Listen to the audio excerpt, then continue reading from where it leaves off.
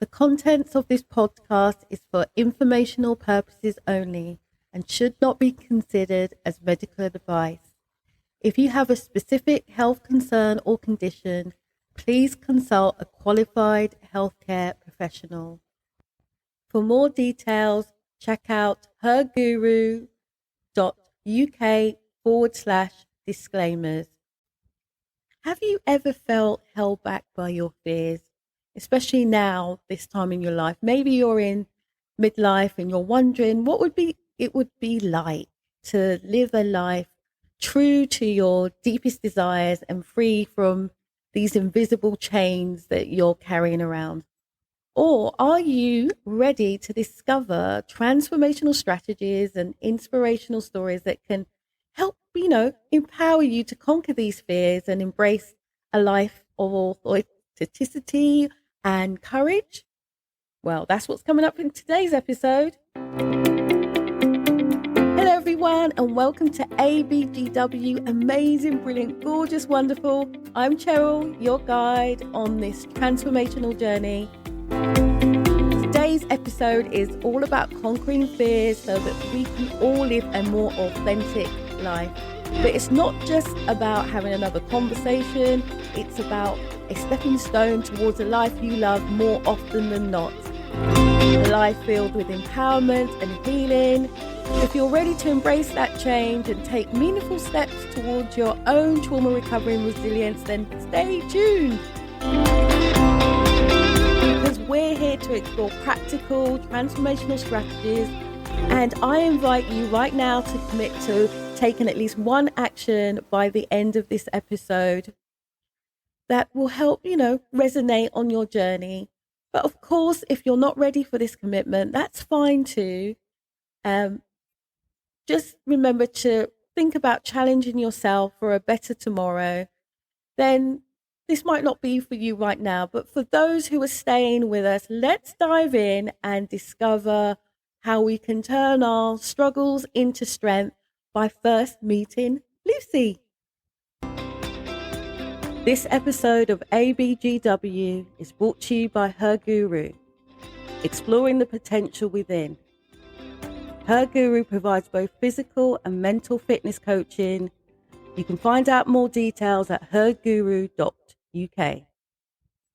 Once trapped in the shadows of a violent past, Lucy, a 35-year-old woman, wore her scars like a heavy cloak. Her life, seemingly ordinary to onlookers, was a constant battle with memories that refused to fade. For Lucy, every day was a reminder of the turmoil she had escaped, a physically abusive partner who once dictated her every breath. Lucy's escape had been her first step towards freedom, but the chains of her past still clung to her. The world outside continuously, almost like a rhythmic dance, oblivious to the internal storm that raged within her. Work, parenting, daily chores, all were performed with a mechanical precision, but her smile really reached her eyes. Nights were the worst and the hardest, I think, for Lucy. In the quiet, her thoughts became loud, replaying scenes of her past like a broken film reel. Sleep eluded her most of the time, and she often found herself staring at the ceiling, wondering if the fear would ever leave her side. It was during one of these sleepless nights that Lucy stumbled upon an article about the transformational power of hypnotherapy in dealing with trauma. The idea of delving into the depths of her mind was daunting, yet the promise of healing ignited a flicker of hope in her weary heart.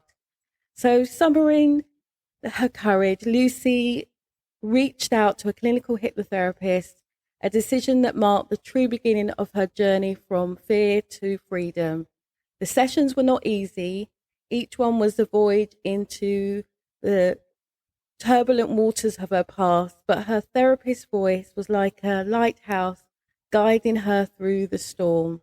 And as the sessions progressed, Lucy learned to confront her memories, not as a victim, but as a survivor. The therapist helped her understand that while her past was a part of her story, it did not define her. She was taught techniques to manage her anxiety, to recognize her triggers, and to reframe her thoughts. I mean, what an incredible person Lucy is. We'll find more about what happened to Lucy a bit later on. So today's episode is a real special one for me because Lucy's story really resonated with me on a really deep level. The way that, it's so important to confront our fears. And so what we're going to do is explore the fears that are holding us back, especially us as women who are in the prime of our lives. And let's see if we can uncover some of the strategies to not just face these fears, because that's important, but to transcend them, whether it's a fear of starting over, maybe an anxiety about rejection or the dread of losing our independence. We've all been there. And the thing is, it's okay. So together, let's see if we can get inspired, learn some techniques that empower us, and hopefully I'll share some insights with you that will help you in your healing journey. So whether you are taking a walk right now, driving to or from work, or just enjoying a quiet moment at home, let's embark on this journey of courage and authenticity and get ready to be inspired. The power of awareness. So, as we continue on this journey, let's talk about the power of awareness in trauma recovery. Because to me, as we change in our perspective, we need to also remember that when we do that, we're significantly going to alter our response to fear. I remember Franklin D. Roosevelt, who to me is one of the greatest US presidents they've ever had, said the only thing we have to fear is fear itself. And to me, that rings so, so true. Because when you start broadening your perspective, we begin to see fear as less of a challenge that we have to face and more as a challenge to overcome. I remember I once knew a woman who overcame her fear of judgment at work by changing how she perceived the criticism. I remember when we talking to her, and she was saying to me that when she stopped thinking about it as criticism and almost treated it as if it was like her being some sort of rock star, and anything that people said to her, she just took it on the chin. I remember she became so much more relaxed about work, not being able to sleep at night, not worrying about work or worrying about her performance at work. So to me, this reminds me of a client that I had, Emily, who had a crippling fear of failure. And Emily had this particularly highly stressful job. And I remember when we worked together and we looked about how we could broaden her perspectives, and we looked at understanding and accepting each mistake and reframing it as an opportunity to learn. I remember she started slowly taking on more and more challenging stuff at work, and, being asked to work on certain projects. And this was particularly interesting, this shift in her perspective, which I think, in fairness, Emily didn't really expect. But the thing is, what happened, it didn't just reduce Emily's anxiety, but it also led to a promotion she never thought was possible. Now, how amazing is that? You're in a situation where you think, there's no hope for me. And then you work with someone and they help to shift stuff a little bit, move things a little bit around in your unconscious mind, to the point that you now have so much confidence in what you're capable of doing that when the opportunity comes up for a promotion, you go for it and you get it. How cool. So to me, building this awareness about how we are responding to fear, and the fact that we are using the power of awareness not only helps us confront fears, but it also subtly, subconsciously trains our minds to be more resilient and adaptable in the face of changes that we may have to face on a day-to-day level. And it's all about teaching your unconscious mind to view challenges as opportunities for growth. And I know we're often told, yes, we should see problems as opportunities. Yeah, that sounds great, wonderful. But the thing is that the subtle difference for me is when you see it as an opportunity for growth. Just like when you were a child, that how you learned to ride a bike, you first got on it and you wobbled all over the place and you wanted someone, you kind of needed stabilizers. Well, to me, your unconscious mind is is those stabilizers that help you get where you need to go. Unearthing the root cause, which to me is so, so critical. If you want the life that you love, you need to work on what the underlying issues are. So it's about getting deep, digging deep so that we have more of an understanding of the underlying reasons for our fears. And as you're probably aware, most of our fears are either things that we've learnt to do, we've learnt behaviors, as it's often called, or they stem from past experiences that we have had. And I remember in the film Good Will Hunting, there's a few scenes, but there's one particular powerful scene where we see Will confront his traumatic past. And just by doing that, it starts leading him to breaking through his fears that he's been facing. One of the philosophers that I love, Friedrich Nietzsche, he once said, he who has a why can live or bear almost anyhow.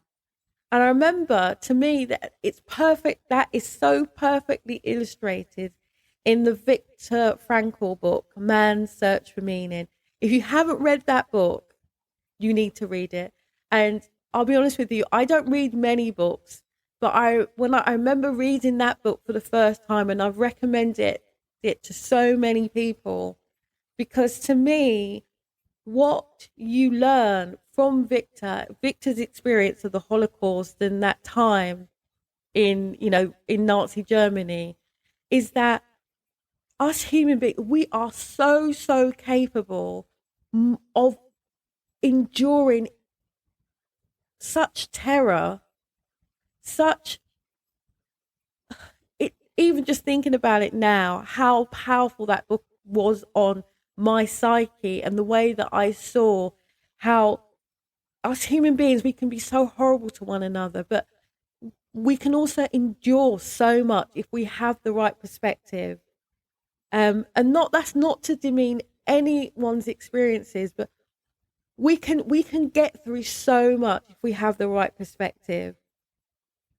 And Victor really focused on what was going on behind his fears, and recalling and accepting those deep-seated fears from my own childhood was one of the keys to what I would call my trauma recovery journey.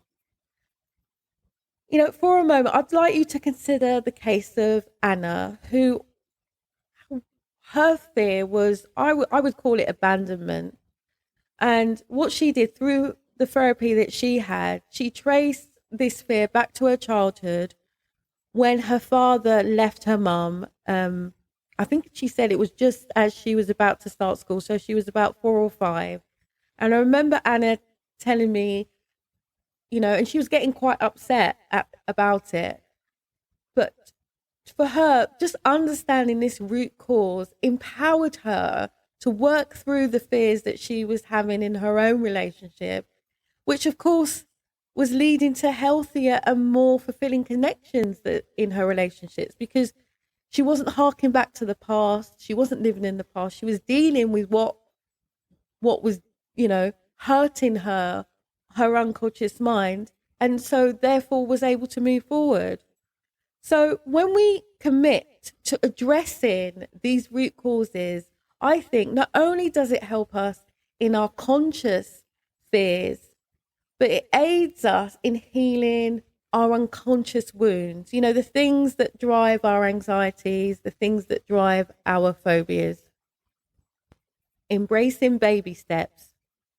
So let's discuss taking baby steps, small manageable steps, even nano steps to overcome our fears.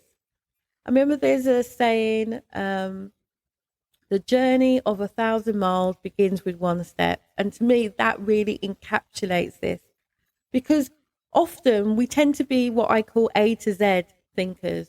We think something and we take a couple of, we take action towards it and we expect to be at Z. And that doesn't happen. And then we think we failed. No. No.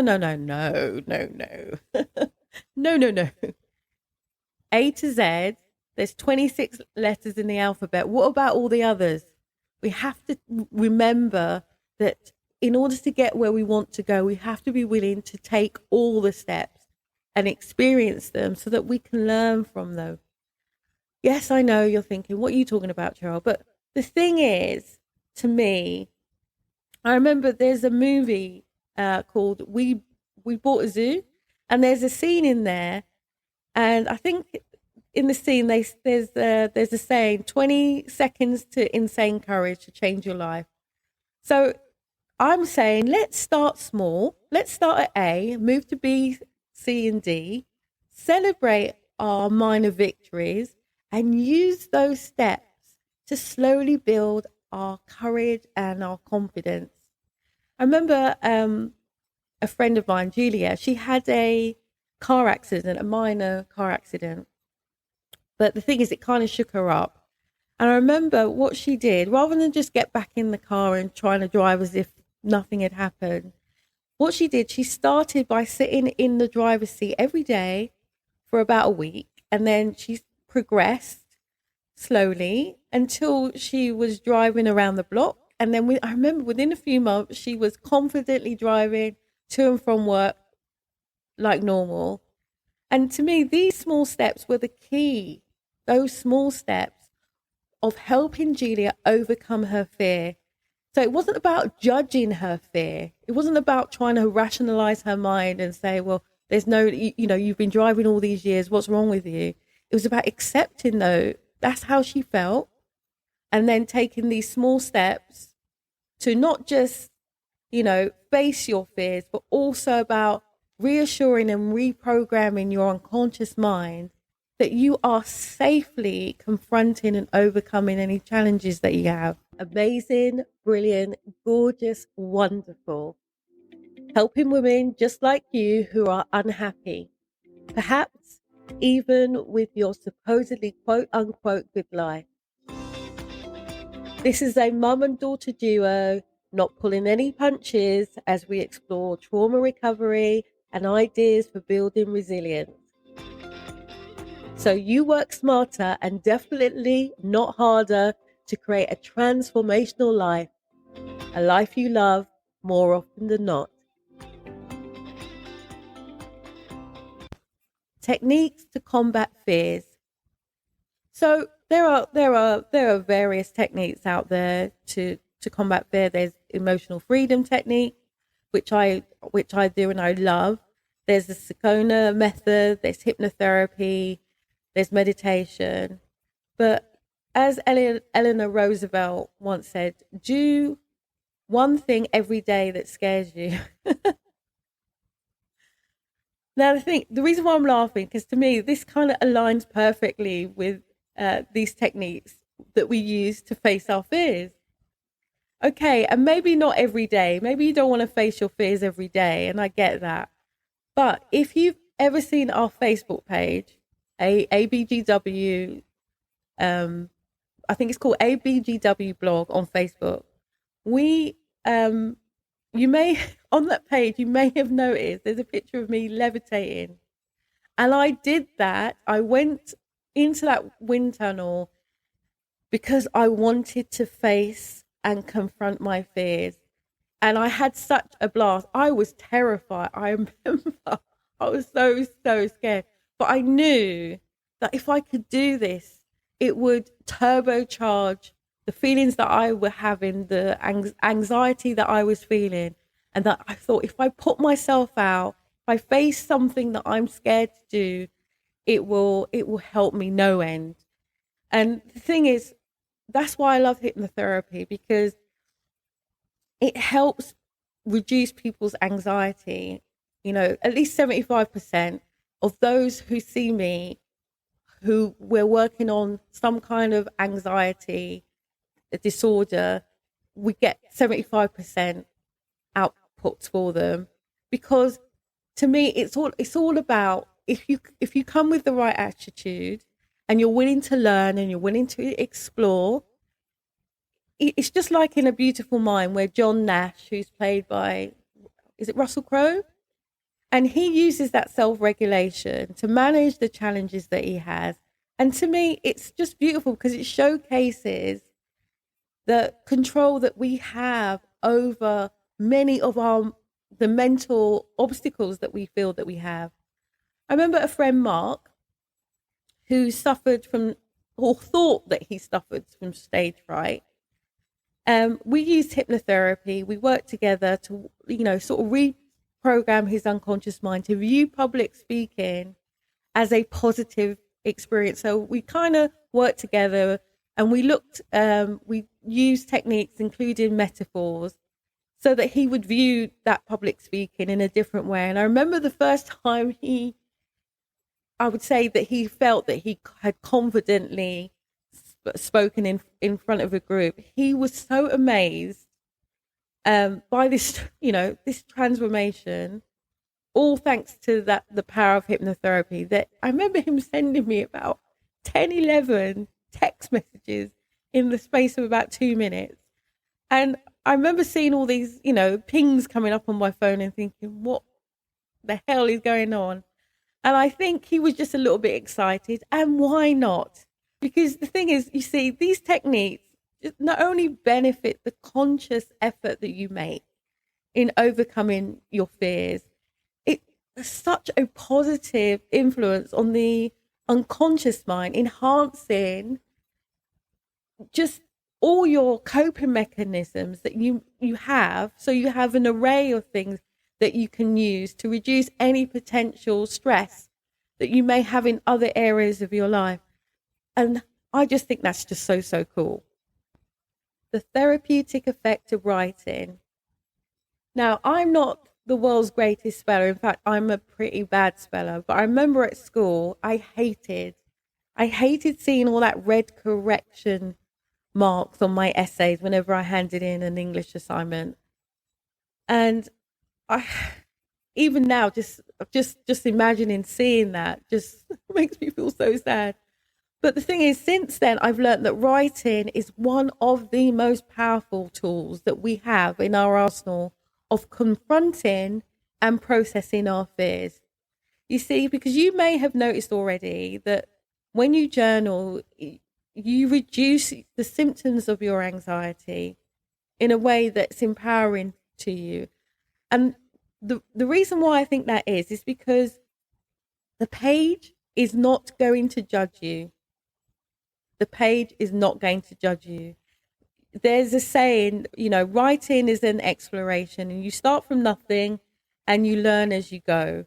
And to me, it's a bit like what Bridget did, in Bridget Jones's diary. We see her using her diary to moan, of course, but also as a way of understanding and confronting her own challenges. And I've seen clients make breakthroughs by understanding their fears through journaling. And that's why I'm such an advocate of journaling, because I think a lot of people think they have to write reams and reams and reams. You don't.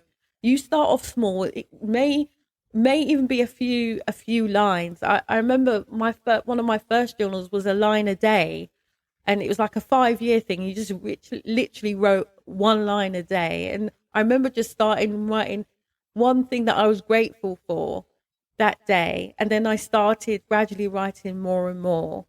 And it kind of reminds me of a friend of mine, Lisa, who was going through this really awful divorce. And I remember I suggested her journaling and, just to see, her writing her thoughts and her fears down and processing how she was feeling in a really safe environment. And I remember, to me, as she continued doing it, I noticed that she almost,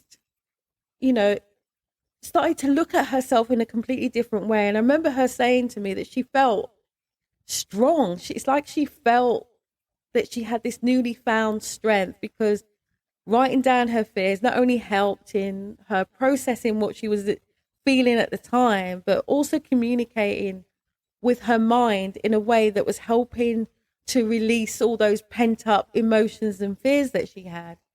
And yes, of course, it was still difficult for her, but I remember seeing the difference in her and just almost realizing that she had made, even though it was painful for her splitting up with her husband, that she'd made the right decision and that she was willing to see it through in a really constructive way, and not get involved in all the crap that you usually do with messy divorces. Reframing failure. So let's do some reframing. My favorite thing in hypnotherapy is reframing, because to me, changing our perceptions of our failures can significantly reduce fears that we feel that we may have. I remember in the film The Pursuit of Happiness, we see Will Smith character and his unwavering pursuit of his dreams despite all the setbacks. And to me, that just starts us thinking about the way that we have this unlimited power, this power of resilience, this force that allows us and allows someone like my friend Stephen, who is a businessman, who I've known since I was about 11, and I remember when we talked, and he was harking back to the fact that his two first ventures collapsed and he lost a lot of money. And I remember just giving him a few choice words, let me be fair, and just sort of encouraging him to, rather than view it as failure, to use it as a learning experience for him. And I remember his next venture failed, but the next one after that was a success. And I remember him saying, he just thought, how can I just build on all these lessons that I've had, all these past failures? And I remember just seeing that shift in him, that shift in his mindset that turned defeat into a stepping stone towards all the successes that he's had since. And it's really, really cool because we're still friends, and he's been able to grow his business, so starting from just him and then a few people into a small business. And now he employs, 20, 30, probably even more people, and they're helping their families. And it's just so cool when you see that, when you see someone who believes in what they're doing and they just need that, that encouragement to keep going and just forget all the noise, what other people are saying, just focus on what they know to be true. And it's just so nice now, knowing that he's been such a success and that he's been able to help other people. So before we round things up, let's find out what happened to Lucy. Slowly, the weight of her past began to lift. The nightmares that once haunted her sleep receded, replaced by dreams, real dreams that spoke of hope and new beginnings. Lucy started to view her experiences as lessons that had shaped her into the resilient, strong woman that she was. And the thing is, the most profound change, however, was in the way Lucy saw her future, where once there was dread, now there was anticipation. She began to set goals, not just for survival, but for a life filled with joy and purpose. And the thing is, Lucy's transformation was not just internal. Her colleagues noticed a newfound confidence in her stride. Her friends saw the genuine sparkle in her laugh, and her child felt the warmth, that real warmth of more peaceful, present embrace. And as Lucy continued her journey, she realized that freedom was not just about escaping her past, but it was more about reclaiming her story, and that each step forward was a testament of her courage and that newfound sense of self that she wanted to celebrate. In her heart, Lucy knew that the road ahead might still hold some challenges, but she also knew that she was no longer alone in her journey. She had found a really powerful ally in hypnotherapy, a tool that had not only helped her heal, but had given her the keys to unlock a future filled with endless possibilities. So from fear to freedom, Lucy's story was about a journey of transformation, a reminder that even in our darkest moments, there's always a path that leads towards the light. So we've delved into some real stories of courage today, and we've discussed some transformational strategies, and hopefully it's sparked a light within each of you to channel, those fears that are holding you back. And what I invite you to do is to remember that the path to a more authentic life is more than just eliminating fears, but it's about learning to move forward despite them. And as you go about your day and settle into your evening, I really encourage you to reflect on what we've shared today. And you might want to think about the fears you face and consider, taking even the smallest step towards confronting them, whatever that small step is for you. Because the thing is, you are not alone in this journey, and together we are stronger. So just take a moment just to consider what you may have learned today, and just think about even one way that you can implement even the smallest thing going forward in the days and weeks ahead.